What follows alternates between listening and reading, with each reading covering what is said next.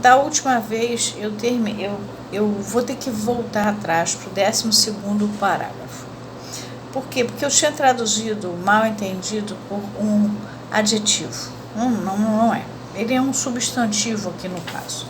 Porque o que aconteceu foi o seguinte: o Lacan, você se lembra, o texto dele não foi publicado na Enciclopédia Médico-Cirúrgica.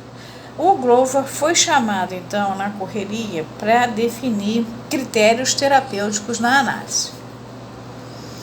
E aí, o 12º parágrafo, do qual eu já falei, vou retomar ele porque diz assim: toda a discussão da questão presente inicia-se, pois, por um mal-entendido.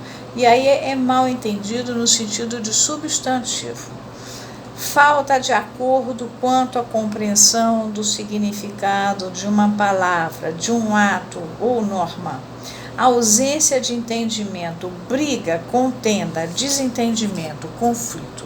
Houve isso dentro da Associação Internacional de Psicanálise, que se destaca ainda mais por se produzir na contraluz de um paradoxo vindo de dentro. Isso eu já defini para vocês o que era contraluz, aquele anteparo que se põe para trás, e o paradoxo, duas doxas, duas opiniões simultâneas, e você aí, você não chega nem ao senso comum, nem ao bom senso, você fica de fora. Bom, aí continuando Lacan, no 13º parágrafo, vou voltar ainda, esse paradoxo introduz-se de fato por provir de todos os punhos, porque todo mundo escreveu, e os mais abalizados não deixam de demonstrá-lo, a propósito dos critérios terapêuticos da psicanálise. O Glover foi lá pedir, eu preciso de critérios terapêuticos. Todo mundo que era importante escreveu. Que esses critérios se desvaneçam na medida mesma em que se invoca uma referência teórica é grave. Eles se amparavam na chamada teoria da técnica. Quando é a teoria que se alega para conferir ao tratamento seu status. Isso são comentários do Lacan. Mais grave é quando, nessa ocasião, evidencia-se que os termos mais admitidos, subitamente, já não mostram ter outra serventia, senão a de indícios de carências ou anteparos de nulidade. Mostrei para vocês o que era anteparo e o que era nulidade, né? Já foi visto isso, né? Anteparo são cuidados, cautelas, atenções, tudo que é usado para a finalidade de proteger alguém de alguma coisa, né? E a nulidade é a falta total de valor, de talento, pessoa sem competência, falta de validade, enfim, estado de um ato gravado de vício que o impede de existir legalmente, de produzir efeitos. Isso eu falei já para vocês. Agora sim, nós vamos dar continuidade no 14º parágrafo. Para ter uma ideia disso, Lacan falando, basta nos referirmos às comunicações feitas pelo último congresso da Associação Psicanalítica Internacional, reunido em Londres. Elas mereceriam ser incluídas num dossiê em sua totalidade, cada qual em sua íntegra. Aí ele manda a gente ver no International Journal of Psychoanalysis de 1954, o número 2. O número inteiro está ali. Reparem que quando Lacan está contando uma história, nessa hora ele não é barroco, ele está falando como qualquer pessoa fala.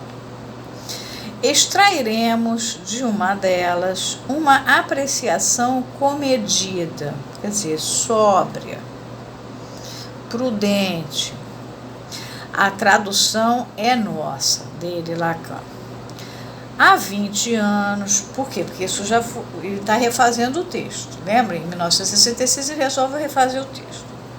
Há 20 anos, Aí tem uma nota, já citado pelo International Journal of Psychoanalysis, na página 95, ele diz: encontraremos esse artigo integralmente traduzido nas últimas páginas da coletânea desse autor, Glover, sob o título de Technique de la Psychanalyse, Paris, Puf, 1958. Então, há 20 anos, escreve o Edward Glover.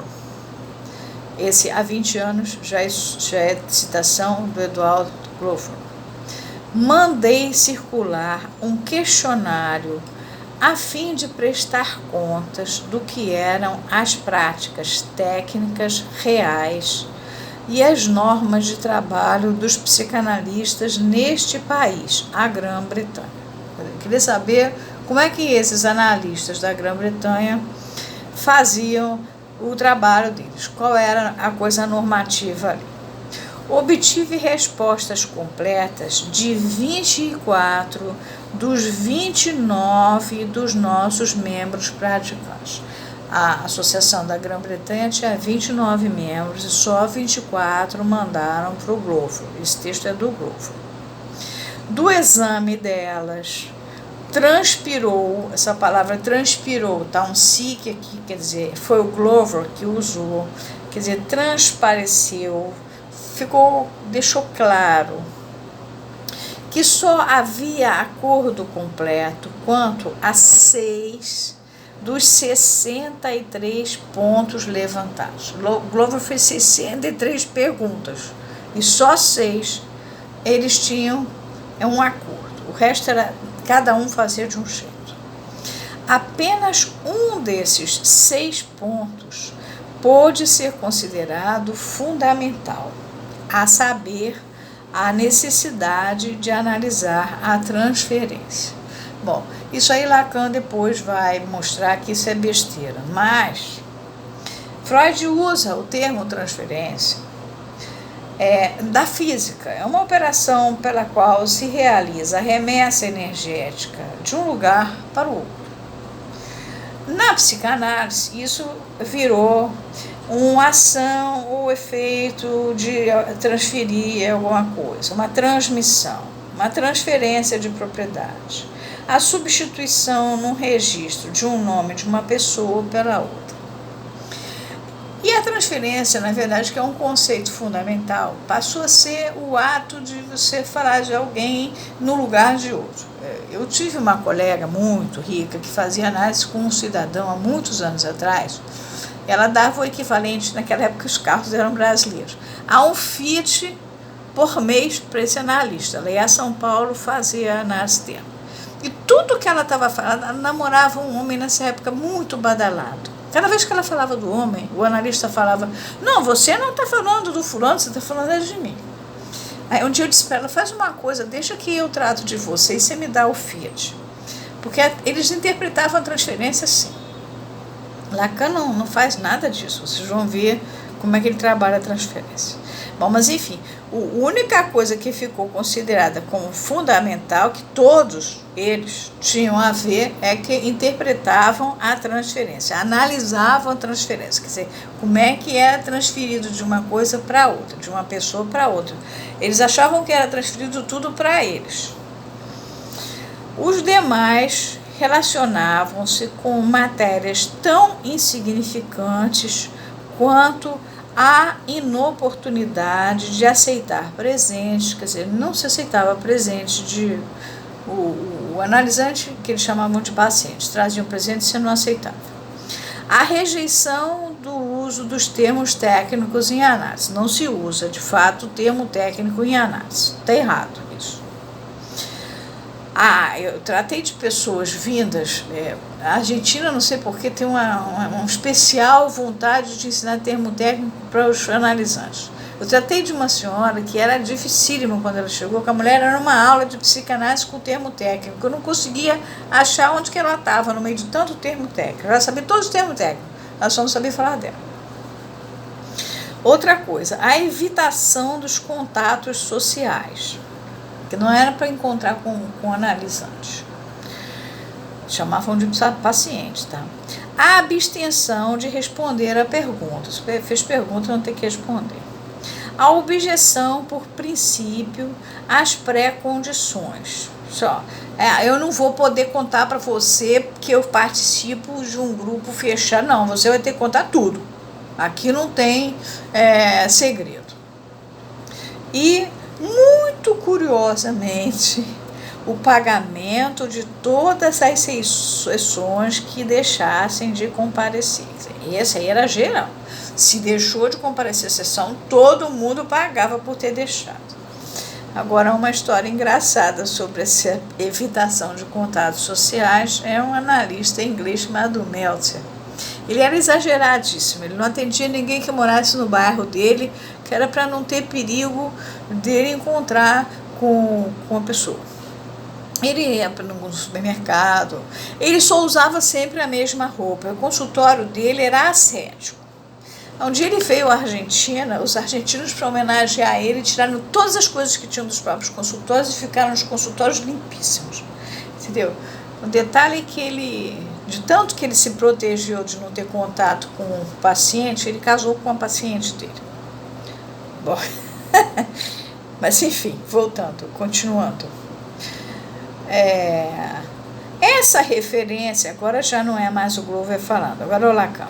Essa referência a um levantamento já antigo adquire valor pela qualidade dos praticantes, ainda reduzidos a uma elite. Vocês sabem que analista era só para Rio, aos quais ele, Glover, se dirigiu.